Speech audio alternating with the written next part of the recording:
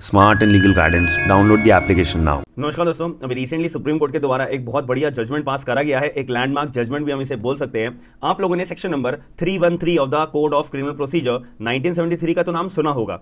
313 जो है बहुत लोगों को समझ में आती है और बहुत लोगों को समझ में नहीं आती है, कंफ्यूजन रहती है। मैं आपको क्लियर शब्दों में बता देता हूं कि अगर कोई भी इंक्वायरी चल रही होती है या कोई भी ट्रायल चल रहा होता है तो उस केस के दौरान जब यहां पे प्रोसिक्यूशन के सारे विटनेसेस को मैजिस्ट्रेट के द्वारा एग्जामिन कर लिया जाता है, कंक्लूड कर लिया जाता है, सुनवाई कर ली जाती है, सारा का सारा तामझाम जो है प्रोसिक्यूशन का कंप्लीट हो जाता है, सारे विटनेसेस को एग्जामिन कर लिया जाता है, जितने भी हो, 1 हो, 2 हो, 50 हो, 100 हो, जितने भी हो, उसके बाद फिर जो है डिफेंस काउंसिल के जो विटनेसेस होते हैं उनको एग्जामिन करने की बारी आती है।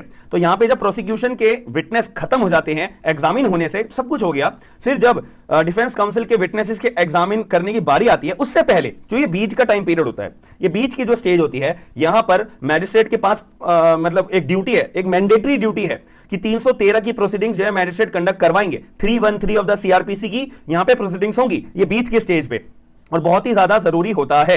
इसके अंदर क्या बोला गया है कि मैजिस्ट्रेट जो है एक्यूज को बुलाएंगे अपने पास और एक्यूज से ना सवाल जवाब करेंगे, ताकि अपने दिमाग में एक क्लियर करने के लिए प्रोसिक्यूशन विटनेस को सुनने के बाद और मैजिस्ट्रेट से थोड़ी बातचीत करते हैं कि हाँ भाई एक्यूज, तुम क्या अपने मन की बात बताना चाहते हो, तुमने कोई अपराध करा था, नहीं करा था, क्या हुआ था, क्या घटना हुई थी, किन सर्कमस्टांसेस में तुम्हारे को एक्यूज के तौर पे कटघरे के अंदर खड़ा करा हुआ है, तुम अपनी मन की इच्छा से कोई मन की बात अपनी बताना चाहते हो, मैं मैजिस्ट्रेट हूं, मैं तुम्हारी बात को कंसीडर करूंगा और जब मैं जजमेंट डिलीवर कर रहा हूंगा ना तो मेरे दिमाग में तुम्हारी बातों को सुनने के बाद तुम्हारी बातों को भी मैं कंसीडर करूंगा कि हाँ भाई जजमेंट देते दौरान मेरे को एक्यूज से मेरी बातचीत हुई थी पर्सनली, तो मैं से देखता हूं भाई कि क्या हो सकता है। तो यहां पर याद रखिएगा 313 और द सीआरपीसी की जो प्रोसीडिंग्स है ना, वो जो कंडक्ट करी जाती है वो विदाउट ओथ होती है। एक्यूज जो भी सवाल जवाब उससे करे जा रहे हैं और वो अपना जवाब जो भी देगा तो वो ओथ पे नहीं होगा, यानी कि अगर वो कोई भी जवाब देने से मैजिस्ट्रेट साहब को मना करता है, कोई दिक्कत वाली बात नहीं है। अगर वो कोई भी क्वेश्चन का जवाब झूठा देता है, कोई जवाब नहीं है, कोई दिक्कत वाली बात नहीं है, कोई पनिशमेंट नहीं होगी इसको एक्यूज को अपने झूठे जवाब देने के लिए, मना करने के लिए कि भैया जैसा मैं ये वाले क्वेश्चन का जवाब नहीं देना चाहता जैसा, और कोई भी अगर वो जब झूठा देता है, क्योंकि ओथ नहीं हो रही है तो पर्जरी का यहां पे तो चार्ज वैसे नहीं लगेगा एक्यूज के ऊपर। तो यहां पे 313 की प्रोसीडिंग केवल इसलिए कंडक्ट करवाई जाती है मैजिस्ट्रेट को थोड़ा सा कंक्लूड करने में एक्यूज के बिहाफ पे थोड़ा क्लियर रहे, क्योंकि प्रोसिक्यूशन विटनेस तो सारे सुन लिए ना, प्रोसिक्यूशन ने तो अपनी बात प्रूव कर दी कि हाँ एक्यूज ने अपराध करा है या जो भी प्रूव करा हो, अब एक्यूज से भी बातचीत करी जाएगी। तो यहां पे 313 की प्रोसीडिंग कराना मैंडेटरी है, मैंडेटरी, यहां पे कोई डिस्क्रिशनरी पावर नहीं होती है। अब रिसेंटली सुप्रीम कोर्ट ने अपने केस में राजकुमार एट सुमन, जिनको सुमन के नाम से भी बोला जाता था, versus state and city of Delhi 2023 supreme court के द्वारा जजमेंट पास करा गया है। इंपॉर्टेंट है बहुत ज्यादा, तो आप लोग अपने कॉपीज में भी नोट डाउन कर लेना।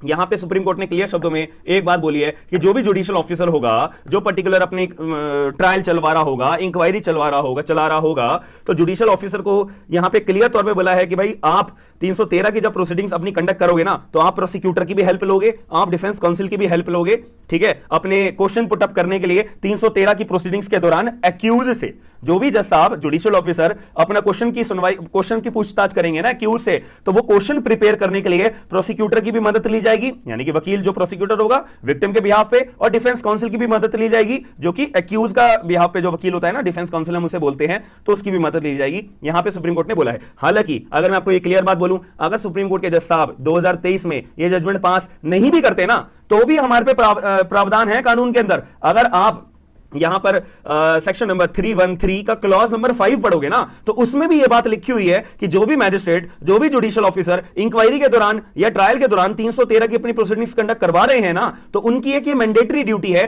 कि जो क्वेश्चन पुटअप करे जाएंगे एक्यूज से 313 की प्रोसीडिंग्स के दौरान, तो वहां पे मदद ली जाएगी प्रोसिक्यूटर की और डिफेंस काउंसिल की। बात खत्म। अब यार यहां पे गलत हो रहा था तो इसीलिए सुप्रीम कोर्ट को बीच में आना पड़ता है और सुप्रीम कोर्ट को लोगों को जगाना पड़ता है, भाई कानून के अंदर ये बात लिखी हुई है, तुम लोग क्यों फॉलो नहीं कर रहे हो। जैसे कि दिल्ली हाईकोर्ट ने अभी बहुत टाइम पहले एक जजमेंट पास करा था, 2013 के दौरान एक कन्विक्शन हुई थी एक व्यक्ति को, और उसके ऊपर जो है 313 की प्रोसीडिंग हुई नहीं है, आपस में उससे बातचीत करी नहीं गई है। तो ऐसे केस में बाद में जो है उसको कन्विक्शन हो गई, बंदे ने बहुत सालों से मतलब 10 साल 4 महीने तक जेल में काटता रहा, ठीक है। फिर यहाँ पे सुप्रीम कोर्ट के सामने उसने एसएलपी फाइल करी थी 2018 में, जो कि सुप्रीम कोर्ट ने 2023 में अपना क्लियर मामला ये एस्टैब्लिश करा है। तो सुप्रीम कोर्ट ने बोला कि भाई तुम्हारे को पास तो 213 की 313 की तुम्हारे तो प्रोसीडिंग हुई नहीं थी, तो गलत हुआ तुम्हारे साथ।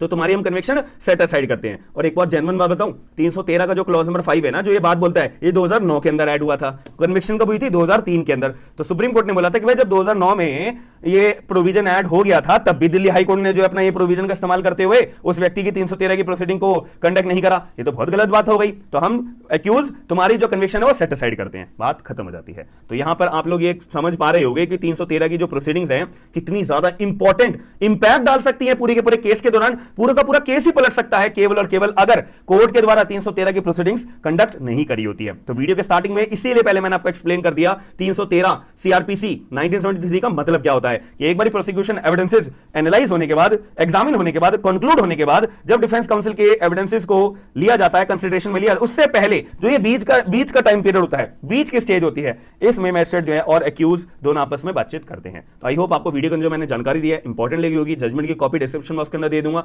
बहुत ज्यादा इंपॉर्टेंट है, बिल्कुल भी नेग्लेक्ट मत करना। एग्जाम देने जा रहे हो ना अपना, जुडिशरी का, पब्लिक प्रोसिक्यूटर का, कोई भी लॉ से रिगार्डिंग जिसमें सीआरपीसी तुम्हारा सब्जेक्ट के रूप में आता है और कॉन्स्टिट्यूशन के रूप में आता है, तो प्लीज ये जो मैं वीडियोस बना रहा हूं ना, कंसीडर जरूर करिएगा। कहीं नहीं मिलेगी आपको ये चीजें, कहीं भी नहीं मिलेंगी इतने सीधे शब्दों में, याद रखना। हम मिलते हैं नेक्स्ट वीडियो के अंदर। तो वीडियो को लाइक जरूर करेगा और चैनल को सब्सक्राइब करके लोगों को अवेयर जरूर करेगा। हम मिलते हैं नेक्स्ट वीडियो के अंदर। थैंक यू, धन्यवाद।